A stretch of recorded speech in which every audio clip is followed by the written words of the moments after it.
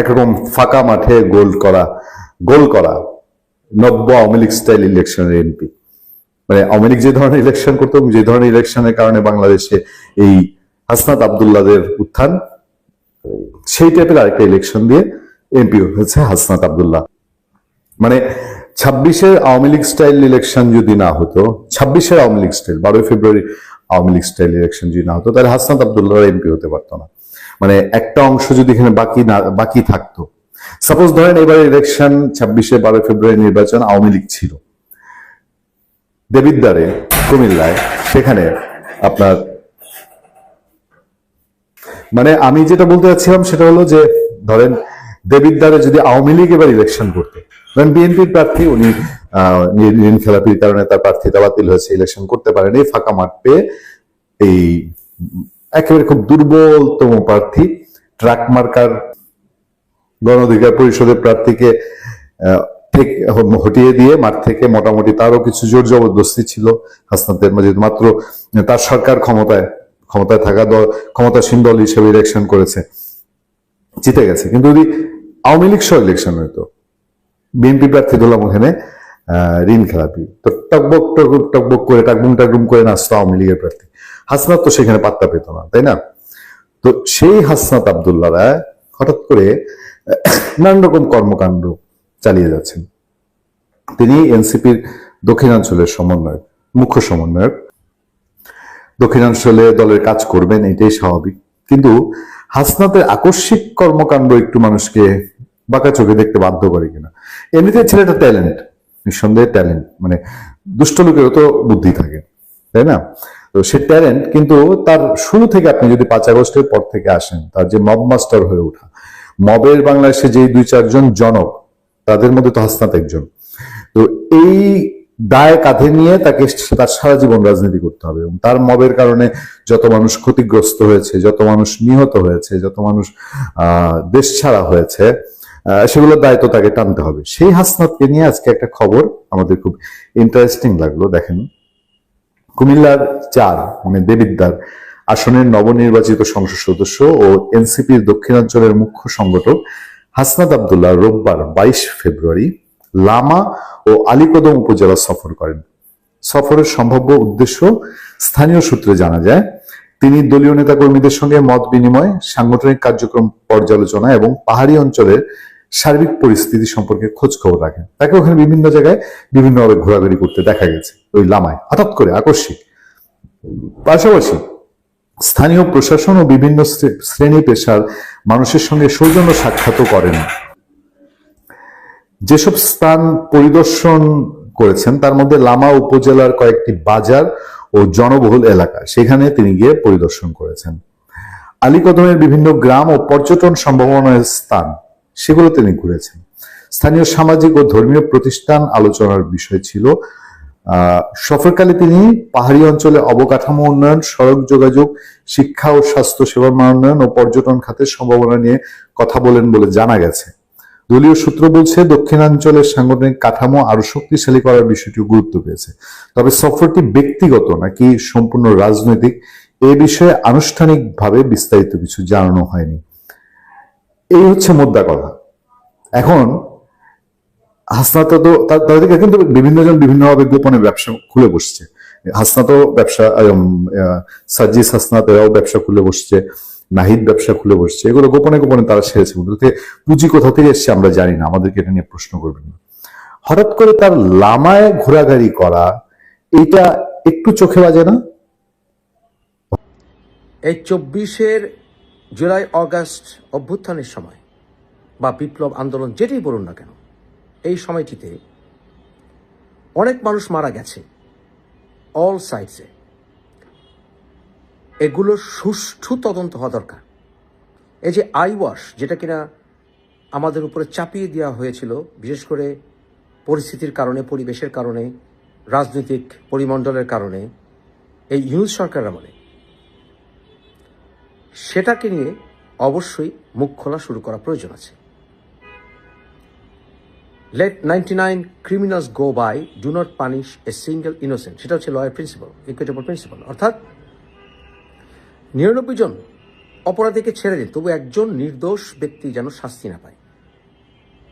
এটাকে পুনরুদ্ধার করতে হলে যে সকল বাজে মামলা দেওয়া হয়েছে সেই মামলাগুলো থেকে মানুষগুলোকে অব্যাহতি দিতে হবে, বেইল দিতে হবে, এবং যারা সত্যিকার অর্থে ক্রিমিনালস, সে যেই দলেই হোক না কেন, তাদের যেন সুষ্ঠু বিচার হয়। কোনো রাজনৈতিক সিলমারা প্রসিকিউটর যেন সেটা দায়িত্বপ্রাপ্ত না হয়, বা বিচারকরা যারা কিনা রাজনৈতিক সিলমারা, তারা যেন এই বিচারে প্রহসনমূলক বিচারে পরিণত না করে।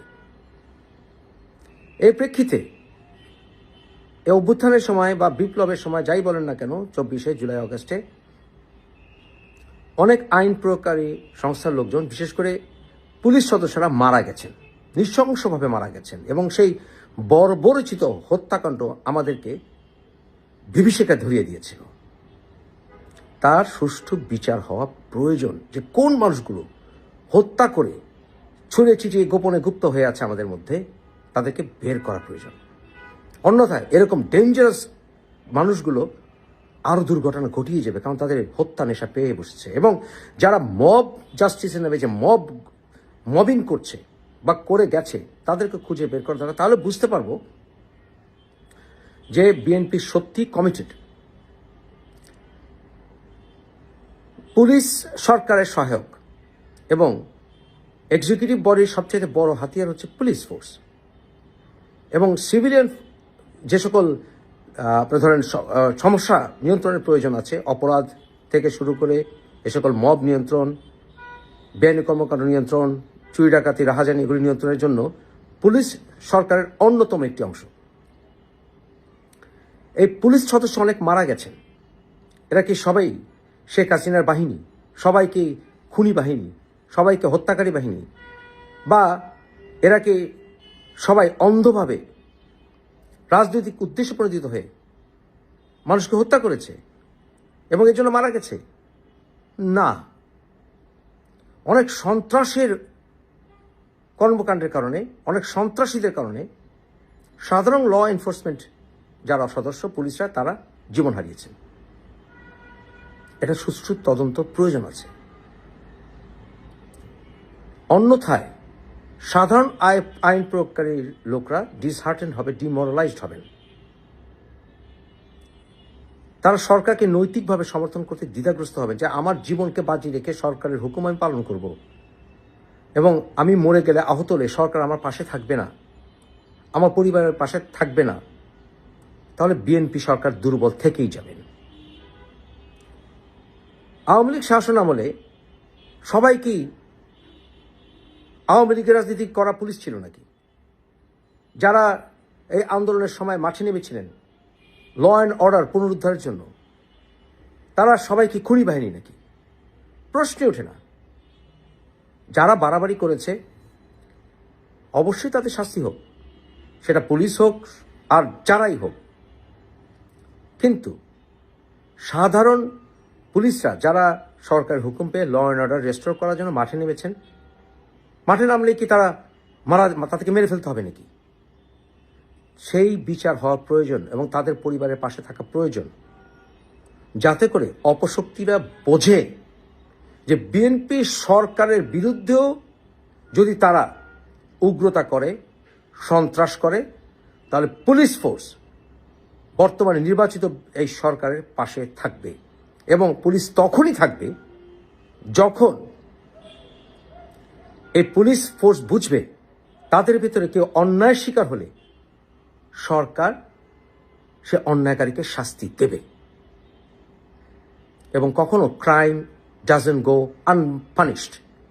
ইনডেমনিটি ফিন্ডিটি দিয়ে, ঘোষণাপত্র দিয়ে এই পুলিশ হত্যা সুষ্ঠু বিচার বন্ধ করা যাবে না। এবং আন্তর্জাতিক আইনেও বাংলাদেশ সরকার এবং সাংবিধানিকভাবেও নৈতিকভাবেও বাংলাদেশের সরকার, বর্তমান নির্বাচিত সরকার তো বটেই, দায়বদ্ধ সুষ্ঠু বিচার করার এবং নিরপরাধ পুলিশ যদি একজন মারা পড়ে থাকেন তার হত্যার বিচার করা। তাহলেই বিএনপি সরকারের সুদৃঢ়তা প্রতিষ্ঠিত হবে। শাহাবুদ্দিন চুপ্পু একটি বিস্ফোরক সাক্ষাৎকার দিয়েছেন। কালের কণ্ঠের সাথে প্রদত্ত এই সাক্ষাৎকারে তিনি অনেক কিছু বলেছেন যেটা আসলে দেশবাসীর জানা ছিল না। তিনি অনেক কথা বলেছেন, এটা যেমন সত্যি, আবার বেশ কিছু কথা তিনি বলেনওনি, যেটা আমরা আশা করি কোনো একদিন হয়তো তিনি বলবেন বা সেই সত্য প্রকাশ পাবে। ডক্টর ইউনূস অবৈধভাবে ক্ষমতা নেওয়ার পর থেকেই তার একটা চোখ ছিল কিন্তু এই বঙ্গভবনের দিকে। তিনি যেভাবে চলে গেলেন নির্বাচন দিয়ে, এটি তার মূল পরিকল্পনায় ছিল না। তিনি যেতে চাননি, তিনি আমৃত্যু ক্ষমতায় থাকতে চেয়েছিলেন এবং এ কারণে ইউনূস সেন্টার সহ শিবিরের বট বাহিনী তারা একটা ন্যারেটিভ ছড়িয়ে দিয়েছিল যে স্যার আপনি থাকেন 5 বছর, 10 বছর কিংবা 50 বছর, আপনি যাবেন না স্যার, এরকম একটা ন্যারেটিভ কিন্তু সুপরিকল্পিতভাবে ছড়ানো হয়েছিল। এবং তাদের যে মূল প্ল্যান ছিল, যদি জামাতে ইসলাম ক্ষমতায় আসতো তাহলে কিন্তু ডক্টর ইউনূস নিশ্চিত প্রেসিডেন্ট। এমনকি লন্ডনে তারেক রহমানের সাথে যে মিটিংটা হয়েছিল গত বছরের 13ই জুন, সেখানেও কিন্তু একটা আকারে ইঙ্গিতে বলা ছিল যে শারীরিকভাবে মানসিকভাবে সক্ষম থাকলে ডক্টর ইউনূসকে রাষ্ট্রপতি করার ব্যাপারটা বিএনপি বিবেচনা করবে।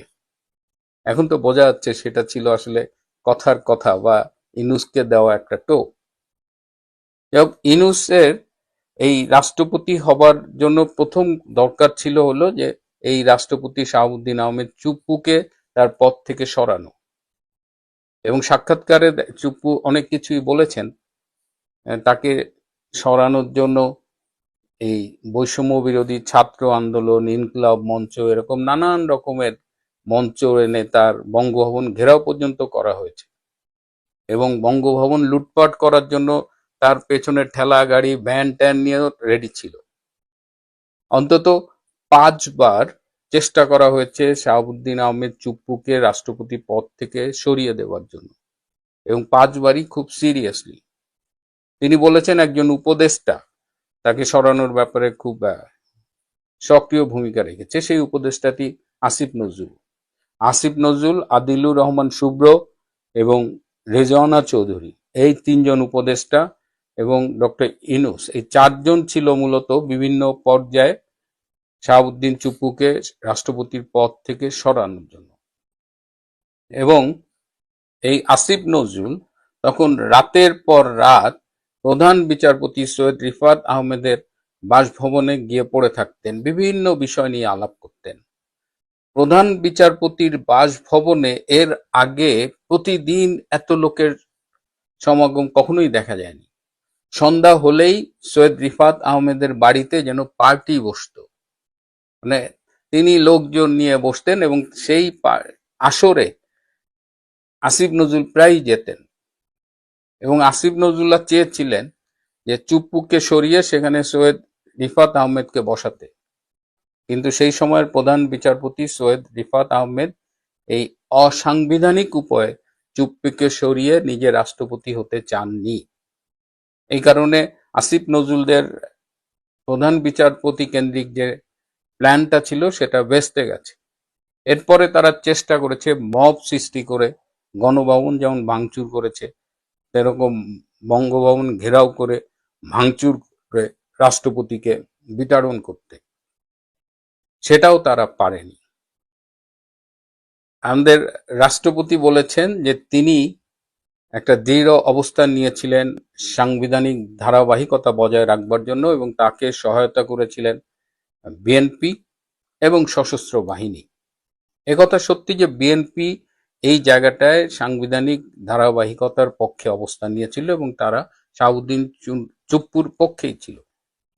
সশস্ত্র বাহিনীর 3 বাহিনীর প্রধান, বিশেষ করে সেনাবাহিনীর প্রধান জেনারেল ওয়াকার, তারাও সমর্থন দিয়েছিল, যেহেতু সশস্ত্র বাহিনীর একদম হেড হলো রাষ্ট্রপতি। কিন্তু জেনারেল ওয়াকারের সমর্থন দেওয়ার আরেকটা হিডেন কারণ ছিল, কারণ ডক্টর ইউনূসরা যদি শাহাবুদ্দিন চুপ্পুকে সরাতে পারতেন তাহলে তারা নেক্সট এই সেনাপ্রধান ওয়াকারকে সরিয়ে দিতেন। সো নিজেদের গদি ঠিক রাখার জন্য তারা রাষ্ট্রপতিকে সমর্থন দিয়েছে এবং মোটামুটি পারস্পরিক স্বার্থের ভিত্তিতে রাষ্ট্রপতি ও সশস্ত্র বাহিনীর প্রতি, সশস্ত্র বাহিনী ও রাষ্ট্রপতির প্রতি একটা সমর্থন বজিয়ে রেখেছেন। এ কারণে ইউনূসের জন্য খুব ডিফিকাল্ট হয়েছে। ইউনূস পলিটিক্যালি চেষ্টা করেছিল যে সংখ্যাগরিষ্ঠ রাজনৈতিক দল যদি রাষ্ট্রপতির অপসারণ চায় তাহলে সেই উসিলায় তিনি শাহাবুদ্দিন চুপ্পুকে সরিয়ে দেবেন। কিন্তু সেখানেও জামাতে ইসলাম কিন্তু চেয়েছিল রাষ্ট্রপতির অপসারণ, কিন্তু বিএনপি চায়নি। বিএনপির সাথে যারা জোটবদ্ধ ছিল বা বিএনপির পক্ষে তারাও চায়নি। তো আলটিমেটলি মেজরিটি শাহাবুদ্দিন চুপ্পুর এ ধরনের অপসারণের পক্ষে ছিল না। সো ইউনূসের এই অপচেষ্টাটাও ব্যর্থ হয়েছে। যে কথা আমাদের রাষ্ট্রপতি বলেননি সেটা হলো যে কেবল বিএনপি না, আরো বড় কোনো শক্তি তার পক্ষে সমর্থন জানিয়েছিল। সেই শক্তির সাথে রাষ্ট্রপতি চুপ্পু সরাসরি যোগাযোগ করতেন না, তিনি ভায়া যোগাযোগ করতেন। গত 18 মাস রাষ্ট্রপতি শাহাবুদ্দিন আহমেদ চুপ্পু এক ধরনের বন্দী জীবন যাপন করেছে। দেশের ভেতরে তার মুভমেন্ট রেস্ট্রিক্টেড ছিল, দেশের বাইরে তাকে যেতে দেওয়া হয়নি। বিদেশ থেকে ইনভাইটেশন আসলেও মিথ্যে কথা বলে পররাষ্ট্র মন্ত্রণালয় থেকে সেটা ফিরিয়ে দেওয়া হয়েছে। তার একটা প্রেস উইং ছিল, সেই প্রেস উইং এর 3 জনকেই প্রত্যাহার করে নিয়েছে। সো ভার্চুয়ালি তার প্রেসে সেভাবে অ্যাক্সেস ছিল না। সবকিছু পেছন থেকে নাটের গুরু ইউনূস খেলেছে এবং ইউনূস একের পর এক সংবিধানকে লঙ্ঘন করেছে। তার অনেক কার্যক্রমই রাষ্ট্রদ্রোহিতার পর্যায়ে পড়ে। এই যে সংবিধান লঙ্ঘন করা, রাষ্ট্রদ্রোহিতা, এই সব কিছুর শাস্তি কি হবে সেটাও কিন্তু আমাদের সংবিধানে খুব স্পষ্টভাবে উল্লেখ করা আছে। অসংখ্য অপরাধ করেছেন ডক্টর ইউনূস গত 18 মাসে, যার অনেকগুলো শাস্তি হলো মৃত্যুদণ্ড। আবার বিভিন্ন দূতাবাসে, বিদেশি দূতাবাসে যে রাষ্ট্রপতির ছবি থাকে সেটাও সরিয়ে নেওয়া হয়েছে। আমাদের পররাষ্ট্র উপদেষ্টা সেই সময় তৌহিদ হোসেন, তিনি একটি দূতাবাসের অফিসে গিয়ে রাষ্ট্রপতির ছবি দেখে ভীষণ ক্ষুব্ধ প্রতিক্রিয়া ব্যক্ত করেছে এবং তারপরে সব দূতাবাস থেকে রাষ্ট্রপতির ছবি সরিয়ে নেওয়া হয়েছে। এটা খুবই অপমানজনক। আবার রাষ্ট্রপতিও কিন্তু অন্তত 3 বার চেষ্টা করেছিল ইউনূসের অবৈধ সরকারকে সরিয়ে দেওয়ার জন্য এবং তার সাথে সশস্ত্র বাহিনীর একটা যোগাযোগ ছিল, তাদেরও হেল্প করার কথা ছিল, কিন্তু শেষ মুহূর্তে ব্যাটে বলে হয়নি। রাষ্ট্রপতির অফিসের কারো কারো অসহযোগিতার কারণে এবং ওয়াকার তো সব দিকে খেলেছে। একদিকে রাষ্ট্রপতিকে গিয়ে বলেছে যে আপনি আমাদের বস, আপনার পরাজয়, আপনার অপসারণ মানে আমাদের পরাজয়। আবার রাষ্ট্রপতি কোনো ব্যবস্থা নিতে গেলে বলছে স্যার আসি বলে সময় মতো পিছ টান দিছে। শুধু পিছ টান দেয়নি, সেই উদ্যোগের কথাগুলো সে ইউনূসকে জানিয়ে দিয়েছে। অর্থাৎ বহুমুখী সাপ হিসেবে এখানে জেনারেল ওয়াকার ছিলেন। তো আজকের এই সাক্ষাৎকারের পরে খুব স্পষ্ট হয়ে গেছে যে ডক্টর ইউনূস কতখানি ভয়ঙ্কর ছিল, কত বড় অপরাধী ছিল, কত বড় বাটপার ছিল, সংবিধান লঙ্ঘনকারী, রাষ্ট্রদ্রোহী ছিল। এখন যে মোরাল প্রশ্নটা আসে যে এতগুলো অপরাধ করার ফলে ডক্টর ইউনূসকে কি বিচারের মুখোমুখি করা হবে কি না। ডক্টর ইউনূস এখনো দেশে আছেন, তার মার্চে দেশের বাইরে যাবার কথা, কিন্তু যতদূর আমি খবর পেয়েছি তিনি তার বিদেশ সফরটা এগিয়ে নিতে চাচ্ছেন, অর্থাৎ মার্চ পর্যন্ত হয়তো তিনি অপেক্ষা করবেন না, তার আগেই তিনি বাংলাদেশ ত্যাগ করার চেষ্টা করছেন। কিন্তু সেই প্রশ্ন আবার আসে যে তাকে কি বাংলাদেশ ত্যাগ করতে দেওয়া উচিত কিনা। একটি নতুন সরকার এসেছে বাংলাদেশে, যেভাবেই আসুক, নির্বাচন তো কি স্ট্যান্ডার্ড হয়েছে এটা একদম প্রমাণ সহ আপনাদের বলেছি। তারপরেও এই নতুন সরকারের একটা দায়িত্ব, যেহেতু তারা বেশ কিছু ভালো কথা বলছে, তো আইন যদি সবার জন্য সমান হয় এবং এই ডক্টর ইউনূসরা যদি বিচারের মুখোমুখি না হয়, এরা যদি সাজা না পায়, তাহলে ভবিষ্যতেও এরকম ইউনূসের প্রেতাত্মারা আবারও রাষ্ট্রের বুকে এভাবে চেপে বসবে। ন্যায় বিচারের স্বার্থে, রাষ্ট্রের স্বাধীনতা ও সার্বভৌমত্বের স্বার্থে, রাষ্ট্রের নিরাপত্তার স্বার্থে ডক্টর ইউনূসকে অবিলম্বে বিচারের মুখোমুখি করা উচিত, তাকে জিজ্ঞাসাবাদ করা উচিত। গত 18 মাসে আওয়ামী লীগ ও শেখ হাসিনার বিরোধিতা করা ছাড়া তিনি আর কোথাও কোনো সাফল্য পাননি। তিনি দেশকে তুলে দিয়েছে বিদেশের হাতে, আবার বিদেশকে যে কন্ট্রাক্টগুলো তার করার কথা ছিল সেগুলো সে ঠিকমতো করতে পারেনি। চিটাং পোর্ট আলটিমেটলি ঠিকমতো দিতে পারেনি। আরাকান আর্মি, রোহিঙ্গা করিডোর সব মিলে একটা লেজে গবরে অবস্থা করেছে। এই অবস্থায় দেশবাসীও চায় ইউনূসকে বিচারের মুখোমুখি করা হোক, তাকে দৃষ্টান্তমূলক শাস্তি দেওয়া হোক, যাতে ভবিষ্যতে আর কেউ এই ঔদ্ধত্য না দেখাতে পারে, দেশ ধ্বংসের ঔদ্ধত্য। প্রিয় বন্ধুরা, আজ এ পর্যন্তই। দীপুচন্দ্র দাসেরটা আরো বিপজ্জনক, তার চেয়ে বেশি বিপজ্জনক